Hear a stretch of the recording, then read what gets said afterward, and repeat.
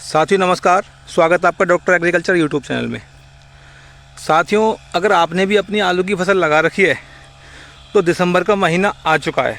दिसंबर का महीना आलू की फसल के लिए सबसे ज़्यादा अहम महीना माना जाता है, जो कि दिसंबर के महीने में जो भी खेत में रोग आने होते हैं उनकी जो शुरुआत है खेत में हो जाती है। साथियों, तो ये जो आप देख पा रहे हैं अपने मिलने वाले किसान भाई हैं, वो दिसंबर के महीने से निपटने के लिए जो अब अपनी ठंड पड़ेगी, आगे कोहरा पड़ेगा, उससे निपटने के लिए उनकी क्या कुछ तैयारी है दवाई गोली स्प्रे के द्वारा, वो मैं आपको दिखाऊंगा। क्या कुछ जो दवा है अपने खेत में लगा रहे हैं।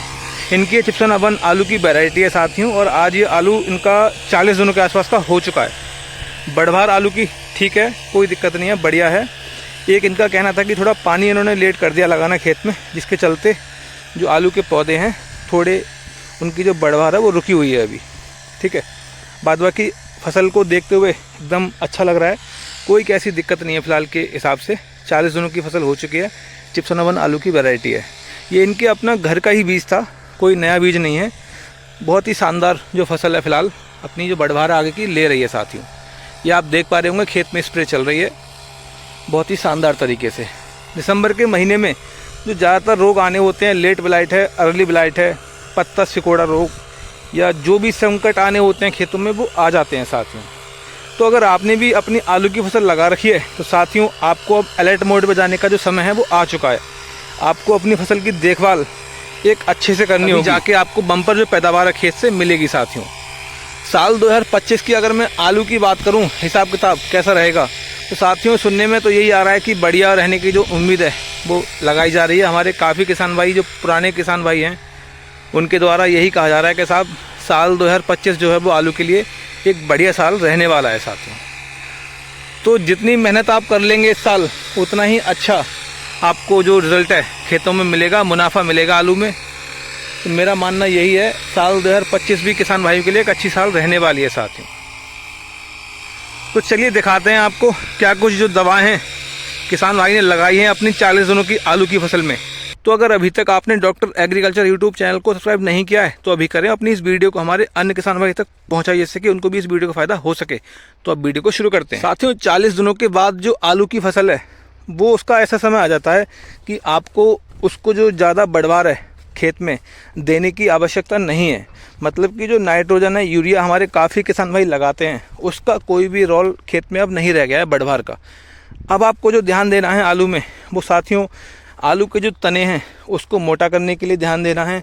आलू की जो बढ़वार है उसको रोक के जो आलू अपनी शक्ति ऊपर लगाने वाला था उठाने में बेल को, वो ऊपर ना लगा के जो उसकी ताकत है वो नीचे जड़ों की तरफ जाए, जिससे कि हमारे जो जड़ों का विकास है अधिक से अधिक संख्या में देखने को मिले, और जो आलू का मोटापन है, आलू का साइज़ है, वो एक शानदार साइज़ आलू का देखने को मिले साथियों। इसकी अगर मैं बात करूँ खेत की, तो बहुत शानदार कंडीशन खेत की बनी हुई है फ़िलहाल।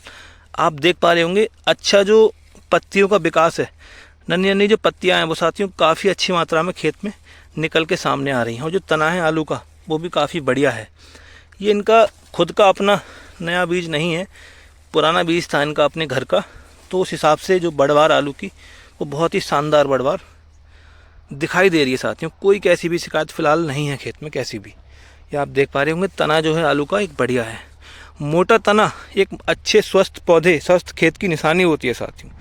तो जितना मोटा आपका आलू का तना रहेगा उतने ही बढ़िया तरीके से जो नीचे आलू की कंदों की संख्या है बनने वाली है वो बनेगी, और जो आलू का साइज़ है आपको शानदार देखने को मिलेगा। ये आप देख पा रहे होंगे सभी पौधों का जो नीचे तना है वो एक बढ़िया है। जो नन्ही नन्ही पत्तियाँ निकल के आ रही हैं वो भी साथियों काफ़ी अच्छी मात्रा में निकल के आ रही हैं। काफ़ी अच्छा जो फुटाव है खेत ने किया है। चिप्सन अवन आलू की वैरायटी है। चलिए ज़्यादा समय ना लेते हुए मैं आपको दिखाता हूँ क्या कुछ दवा हैं ऐसी इन भाइयों ने 40 दिनों पे जाके लगाई है अपने खेत में। साथियों आपको एक बात बताना चाहूँगा, ये अपने मिलने वाले ही किसान हैं, तो जो भी इनके खेत में दवा गोली लगाई जा रही है वो ये सारा मटेरियल अपनी दुकान का ही है, अपनी भी खाद बीज की दुकान है। तो मैं अब आपको दिखाता हूँ क्या कुछ इन भाई ने अपने खेत में लगाया है 40 दिनों के बाद की फसल में। सबसे पहले जो उन्होंने लगाया है साथियों वो दिया है उन्होंने इनको NPK 05234, जिसके अंदर नाइट्रोजन मतलब कि यूरिया जिसकी हमें आवश्यकता बिल्कुल भी नहीं है वो 0% है। पोटास और फॉस्फोरस जिसकी अब पौधे के लिए आवश्यकता रहेगी जड़ों का विकास करने के लिए और आलू मोटा करने के लिए, ठीक है। तो वो 52 और 34% के रूप में इसमें मौजूद है साथियों, NPK 05234। इसकी अब मैं अगर सही डोज की बात करूं तो साथियों 2 किलो प्रति एकड़ के हिसाब से आप इसको लगा सकते हैं, या 1 किलो प्रति एकड़ भी लगा सकते हैं। कोई इसके साइड इफेक्ट नहीं है कैसे भी। बहुत ही शानदार इसका जो रिजल्ट है देखा जाएगा खेत में अब आगे के लिए, ठीक है। दूसरा जो यहाँ पे इस्तेमाल किया है वो साथियों गोदरेज कंपनी का है विपुल बूस्टर। ये साथियों एक PGR है, प्लांट ग्रोथ रेगुलेटर।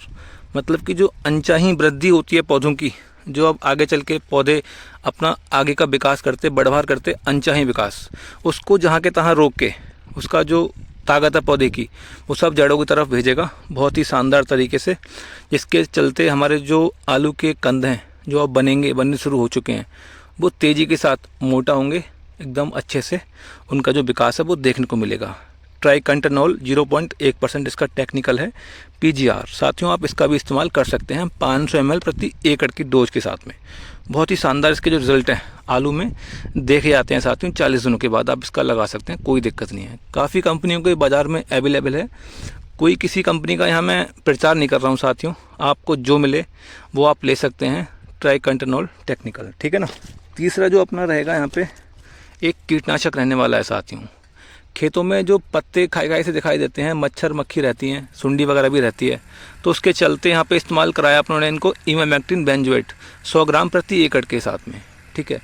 इसका भी जो रिज़ल्ट हैं काफ़ी अच्छे हैं। जब हमारे खेत में जो मुख्यतः रोग आते हैं वो साथियों कीट पतंगों के द्वारा ही आते हैं। अगर आपने उन पर रोकथाम कर ली समय से पहले तो आपके लगभग 50% जो खेत में रोग आने वाले थे वो खेत में आएंगे ही नहीं। हमारे काफ़ी किसान भाई और काफ़ी दुकानदार भाई कीटों पे ध्यान नहीं देते हैं बिल्कुल भी, तरह तरह की दवाएं लगवाते हैं खेतों में, लेकिन साथ ही जो खेत में रोग आने की जो मुख्य जड़ है वो कीट पतंगे ही होते हैं, उनके सारे खेत में रोग आते हैं। तो आपको जो कोई एक इंसेक्टिसाइड आपको ज़रूर लेना है बढ़िया सा, ठीक है। अगर मैं अपनी अहम दवा की बात करूं वो यहाँ पे अपनों ने फ़िलहाल तो कोई कैसी भी दिक्कत मौसम में दिखाई नहीं दी अभी तक। एक आध बारी कोहरा पड़ा है जिसके चलते हमने यहाँ इस्तेमाल किया है 500 ग्राम प्रति एकड़ की डोज के साथ में मैनकुज है 75%, जिसे हम M45 बोलते हैं साथियों। बहुत ही शानदार जो इसके रिज़ल्ट हैं पहली स्प्रे में देखे जाते हैं। ये एक तरह का कॉन्टैक्ट फंगिसाइड है जो पौधों में कॉन्टैक्ट होने पर ही जो फंगस है उसको रोकेगा बिल्कुल जहाँ के तहाँ। तो आप फिलहाल इसको लगा सकते हैं, कोई कैसी दिक्कत नहीं है। 500 ग्राम प्रति एकड़ की जो डोज़ है आपको यहाँ रखनी है अपनी इसकी। साथ में हमने यहाँ इस्तेमाल किया है चिपको का। कोई भी आप कंपनी का स्टिकर ले लें 250 ml या 200 ml प्रति एकड़ के हिसाब से। तो साथियों यही कुछ दवा थी जो हमारे किसान भाई अपने खेत में लगा रहे हैं। एक शानदार जो रिज़ल्ट है इनको खेत से देखने को मिलेगा, ऐसी उम्मीद करते हैं। फिलहाल की अगर मैं बात करूं तो बढ़िया जो उनकी फसल है आगे की बढ़वार अपनी ले रही है साथियों, कोई कैसी भी समस्या खेत में नहीं है। बहुत ही शानदार तरीके से जो फसल का अपना आगे का जो सफ़र है वो अब मिलने वाला है, ऐसी उम्मीद करते हैं।